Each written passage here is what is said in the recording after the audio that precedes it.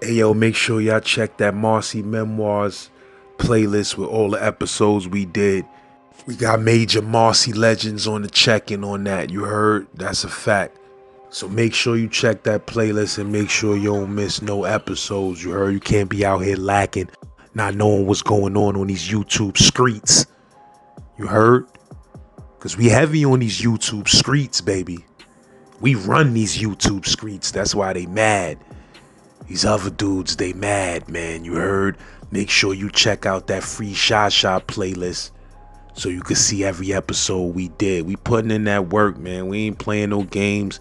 We putting down that real New York history. You heard? That real Rikers Island State Penitentiary history. You feel what I'm saying? New York State Penitentiary history. We not private investigators on this channel. We not news reporters. You heard? We don't speak about open cases. We don't speak about crimes that people are currently on the run for. We don't do none of that. You heard? That's what these other dudes do. I don't know. You know, it's a lot of drugs. There's a lot of drugs in these streets nowadays. But the biggest drug of all is YouTube, bro. That's why my new motto is YouTube is a hell of a drug. YouTube is a hallucinogenic, you heard? Because it make these dudes do the stupidest things in the world for some views. Yo, I'm in Southport Box, Pine City, New York. Only thing I can have is like cosmetics, legal work, reading books, the Bible, and the Quran. I'm on level 1 for 30 days. And I gagged and choked every day because every day dudes do shit on each other. And the police, like nobody was safe. Like a dude named Chino Dirtbomb came out of his cell, grabbed a bread bag off the windowsill at the porter left there this morning. Because, you know, that was his man. They lined it up. So when Chino came out for a shower, everyone came out cuffed up with police escort on their arm. But Chino broke loose, snatched the bread bag off the windowsill and slapped it against this dude named Scooty's cell gate. And shit went everywhere. And I mean, not one spot in their cell didn't have shit dripping off it. Shit dripped from the ceiling. And of course, the showers were over. Police took Chino Dirtbomb to another block. And we were left to suffer overnight until they took Scooty out and they hosed the cell down. Dudes were behind plexiglass for throwing shit, and this didn't stop nothing. They put it in the shampoo bottle and stomp it while it was on the floor. When you walk by, they shit your feet down and ankles down. Police would escort us with us in the with whoever was closest to the cell, put us close to the cell so they wouldn't get shit thrown on them. Anyway, finally after like 30 days of savagery, I got to A block and next to a dude named Mitchell Harper, aka the Omnipotent Bogart, like Brooklyn. It's one of the realest lively dudes I ever met in my life, man. Brooklyn. By this time, he had like 12 years in on 25 life sentence. They sent me a kite by reaching over. You know, Southport cells were designed so the dude on your left could reach out his feet slide and shoot you down, but you couldn't reach him and get him back because your feet slap was on the right, like his was. So people tend to get cool with the dude and locked on their left, but always kept their sheet tied up on the bars just in case. Anyway, he was like, young blood, you got a band here that poked you with an ink pen and can't you. He's saying you told because you didn't go to the hearing to testify for him. And now I talked to your man Boogie Blind, like he told me he talked to Boogie Blind. Not only told Boogie Blind told him I was stand up. The son poked you when you walked through the metal detector in front of the police who was searching people at the metal detector. So he said, you know, Boba said he knew it was bullshit. He said, but I gotta stay off the gate. Don't open no doors that can't be shut peacefully, and just lay low until you catch up with something. And he said a lot of dudes here got beef, but you would never know till you bump because real warriors don't bump their guns behind bars. You know what I'm saying? They let their actions speak for them. So, you know, I'll see you in the morning, young blood, in peace. And he signed that shit, the Omnipotent Bogart. Yo, I like this son from the beginning. How he came at me was real shit. You know, I woke up early in the yard at 8 a.m. on level 2 that day, and this is when, you know, I met Boss, a.k.a. Andrew Bostic, a real gangster from Brooklyn. He just came from Clinton, where a dude stabbed him in his eye. he ripped it out and then they killed the dude with the same knife. His vision was still good, but he was cockeyed now. And he introduced me to Benny B, a.k.a. Benny Benitez. He'd been down since the 60s and was on death row back then for catching a body in jail. Blue Boy, K.O. Smitty came outside. Next, then came out Mandu. Mandu was a big 6'6", 390-pound beast, but he was well-read, studied geology, and if he said he was just cornbread, he'd ride with you until his death against anybody. So him and a dude named Crime started arguing in the yard. Crime called Mandu all kinds of faggots, bitches, told him 1,000 ways he could suck his dick. And then in mid-sentence, Mandu spit a big, massive, nasty-ass phlegm, getting Crime out. He almost threw it while we all gagged and laughed at the same time. This shit hit the back of his throat. Yo, it was like Mandu was building up the whole time Crime was mouthing off. Mandu went to the farthest part of his cage, put his shirt over his head so Crime couldn't spit in his dreads. And Mandu made jokes like, I ain't brushed my teeth in the morning. Yo, I couldn't believe it. Benny B took a liking to me. I started working out with him in bars every day.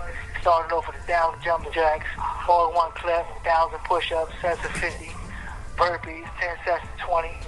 After 6 months of this, Blue Boy called one of his bandits, cut him in the clinic or the visit. I'm not sure which. I finally caught this dude who stabbed me going to the clinic. We were all handcuffed with like waist chains, so Southport was all about kickboxing. So most of us, we told the police and the nurses we had bad ankles, needed ankle support to keep our boots. So the clinic would give us boot permits. So, I act like I wasn't paying this dude no mind and was just going to peacefully walk by. Then I spent at the last minute and kicked him in his balls as hard as I could. I knew it was a good one because my foot hurt for days afterwards. He fell on the floor, started throwing up. I heard they took him to Wendy's where he was in like hospice and he had to use a walker to walk around because his balls swelled up like balloons. But then I went through hell. I was putting A block next to a real shit bag who tried to extort me for candy bars because you got candy bars once you was on certain levels. When I said no, I heard the splash on my cell balls and I smelled it and hurried up and put my sheets up on the top to the balls. That was, that was Turkey Island King, nigga. I was like, oh my God. That night, I tried to sneak and clean some of the shit up. I'm thinking that he was asleep, took the curtain down, and splash. I heard the shit again. He's like, that's beach cafeteria, nigga. So I slashed the sheet back up like, yo, this nigga don't fucking sleep. Like, oh my God. Like, other dudes were like, yo, just give the dude some candy bars, yo, so he can stop me easy. I was like, man, fuck him. I'm not giving him shit. Like, shut up, splash. That's Yaki sober, nigga. Like, every time we do something, he said, we got a different meal. Like, other dudes tried to give him candy, but he said, nah, he wanted for my tough ass. Police wouldn't even come on the company when shit walls were graded, so there was no showers, no wreck, and they kept the windows closed, turned the heat up, hoping we eventually give up because of the stench. I met Danny Rodriguez. He was there for a ride Kaksaki box where they took over the box. A dude named Dice from Brooklyn who became a transgender years later, changed his name to Lil Kim. I saw my boy Nut from LG. Me and Danny worked out in ourselves and gagged through every workout. That chicken chow mein, nigga, like he was just wilding on me every day. And then finally this dude fucked up and slashed the captain. The captain came back with his team, dragged his ass out, and whipped his ass all the way till we couldn't hear his screams no more. The next day, inmates from Cadre hosed the whole gallery down while we went to rec. And yo, I don't care no matter what, I still smell shit. My next neighbor got offered that nigga candy bars, cakes. I don't give a fuck what it was, cigarettes, and anything he wanted, because I could not go through that shit again. I was like, nigga, I don't want no beef. I had to get rid of legal work, boots, books, pictures, loved ones, clothes, pictures of loved ones, clothes, almost everything, because everything I had smelled like shit. No matter how many showers it took, I still felt dirty. I was not cutting my hair, but I washed like crazy. I had long braids down to my shoulders at this time. I seen my boy Mama Dukes, a.k.a. China. He just cut style from 140 from Harlem and Con style. He was just on the news like about a month ago recently. He just got killed in Queens. And like, for your rest in peace, my boy China, we got busy together on plenty occasions. On my next bid, when I caught 20 for life, but that's another story. I seen SHA born from LG. He and my sister Tonya had a baby together. My nephew Daquan. I didn't even know SHA born, but I knew who he was. We didn't kick it or nothing. We just, nodded at each other whenever we passed each other in the yard and shit. Mutual respect type shit. But I finally got him, got out the box, got sent to Attica. I make 2 commissary buys, 4 football games, and wound up getting handcuffed, shackled, and thrown down the stairs and beat damn near to death for hitting Hollywood with a hot cooking oil and cutting up Pissy Black with a can top. And I got back to Southport so quick, people didn't even know I left. They gave me an assault on staff when it was them who beat my ass, and I was sent to D Block in Southport. That's the boxing box where I met that skip, Eric Thomas. They call him AKA Frack Nick. It's Harlem. And he became my mentor throughout the years. He loaded me with books, worked out like Bob's and Benny B with 1,000 everything, and really smiled. I spent the next 12 and a half months with him. Andy Omaha, Blue Boy, Jock from Queens, Bo Skaggs from Brooklyn, till finally my time was up to leave the box. And I was a lot sharper, more militant, and so grateful to get away from the shit wars and motherfucking Southport. Like, I was in population. Like, I went from there to Auburn, and it's like I was in population for 2 months and still smelled shit. I couldn't understand that shit. That shit really bothered me. That shit really fucked my senses up. Like, no matter how many showers I took, I done threw all clothes away, got new clothes, and still smelled shit. Like, Southport was horrible. And during that bed, I went back to Southport like 2 more times, bro. That shit was real ridiculous, man. That shit horrible. The savagery that you suffer in there, and like the police, they promote that shit. They do shit to make y'all do shit to each other, because you can't fight. Only you get somebody if they go to the clinic, but if you never come out of the cell, it's like you got to throw something at them. I've never threw feces or spit at nobody or threw piss on anybody. I couldn't do it. I'm not playing with my shit, not playing with no piss. I'm not spitting at you. I just wait till I catch you, and then I tear a hole in your face or put holes in you. But I'm not doing that savage shit. I just can't do it. But this dude really put me through it, and I swore, if I ever see him do it again, I would break him in half. But I ain't never catch up to him. But I do really torture me. It really fucked me up bad with that shit. And while I was in the box, I lost more family members. I lost, my grandfather, my father's father. That shit hurt me. In there, you can't go there. They're not letting you go to wake the funeral. That shit hurt hard. You have 1 minute left. Comrade died. My boy Dusky died. My childhood friends was dying on me when I was in there. And I'm in the box. I'm getting this news and shit. That shit really was fucking me up, man. Because these are dudes that I was planning on coming home and getting with and chilling with and having fun with and reminiscing with. So we show each other pictures of our kids and shit.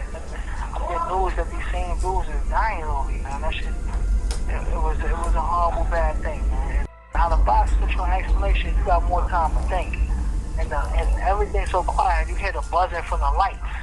So that shit is crazy. It'll drive you crazy if you're not mentally strong, man. Sensory deprivation is real in there, man.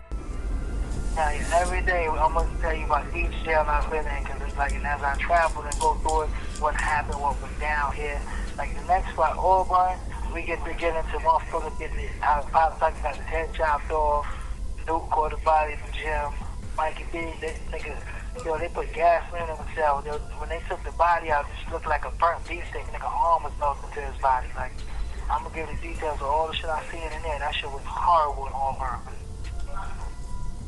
Auburn was pure savage. That shit was beast mode for real, man.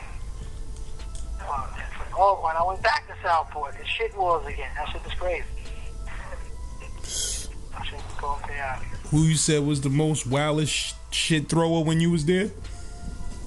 Nigga named John Stunt. John Stunt. Where he was from? I don't even know. He was white. He was a white dude? Oh, he shit a nigga mama down on the visit. That shit was, I was like, oh my God. Everybody wanted to kill him, man, even the police. They had him, so they put him with nobody, no neighbors. They didn't give him no neighbors, so he couldn't shit his neighbors down. Crazy. He's one of them dudes, like, yeah, now I fucked up child molestation that case or whatever. So everybody hated him. So he just started hating back by just throwing shit on everybody. He was just shit anything. He didn't. You get on the company with him, you be scared to walk by. He can shit you down, this and shit you down. They had glass on his bars. He shit your feet down under the motherfucking door. Like, he was just savage. Told you, like 2 months after I was out the box, I was still smelling shit. And I was like, what the fuck, yo? That shit down. Shit getting a nigga pause. I was psycho over that shit. I was like, yo, is something wrong with me? Like, I still smell it now. You know the way now. He was gonna happen to it so long. I was like, man, fuck yeah. I'm smelling myself every 10 minutes. Niggas laughing at me. I'm lifting my arms like, yo, y'all smell it? Nigga, SHA, you bugging. Yo, man. And you know that institutional shit smell is different. Like that shit smell that's mixed with the steel of the cells. This nigga terrorized me. This nigga was like, yo, beef cavatory. Nigga like, yo, that's chicken chow mein. Nigga said that's that yakisoba. That's yakisoba. That nigga was, I said, oh my god. That nigga, yo, every time we slashed, he said a meal. Oh, shrimp fried rice. I was like, oh my god. But you said he just was throwing it on your gate? Yeah. But it gets through. Like, I never been to Southport. They just got a little hole though, right? Yeah, that shit gets through your sheets. Even that shit soaks into your sheets and all everything. Nigga, it don't matter. That smell is like forever. That shit is, yo, shit smell is different, man. That shit, whoa. That shit is nothing like changing a baby's diaper, my nigga. This shit is like, yo, man, yo, every time I had a neighbor, yo, I don't want no beef, we need some cookies, cigarettes. I didn't even smoke. I was buying cigarettes for these niggas so they wouldn't shit me down. Like, yo, y'all good? I want no more smoke. That shit there, man. Niggas really, I was terrified with that shit. That shit had me unbelievable. Yeah, that shit is crazy, right? Especially now with, you know, COVID and all of this crazy shit. Like, that's a lawsuit, bro. Niggas shouldn't have been subjected to shit. Niggas throwing shit on nine. Niggas supposed to have did something about that. Police didn't care. Them niggas had the Ghostbusters, the big white Ghostbuster suits with the big galoshes and the goggles and gas masks. They was protected. They didn't give a fuck. You said them niggas was coming through shit and niggas down back. Like, niggas, that shit made everybody go crazy. Yo, the Superman tenant came through. Nigga with a sweatsuit. Nigga had a cart full of cups. We smoked the shit before it got to us. He stood in front of the cell and just, yo, he ain't miss a spot in this nigga cell. You have 1 minute left. Said, oh my god, that shit was wow. And then they gave him a surcharge so he could pay for his suit. Oh man. Nigga said he had a cart full of cups. Yo, I'll tell you what, everybody, a lot of motherfuckers was there. Remember that shit? Like, yo, that was crazy. Like, yo, he didn't give a fuck. That shit is, hold up. In fact, you know what's that word, man? You know, how's you get along, man? Hey, yo, I hate going down my track list because it's just too crazy, but I got songs, videos with Jada Kiss, Jim Jones, Tony Yayo, Conway, Papoose, Uncle Murders, all type of million dudes, you heard? All your favorite rappers I got collabs and songs with, man. You just don't know nothing about it because you was too busy caught up in the trash mainstream instead of the raw fire underground. You heard? If you want to collab with me, man, holla at me, man. I got you for the low and the promo.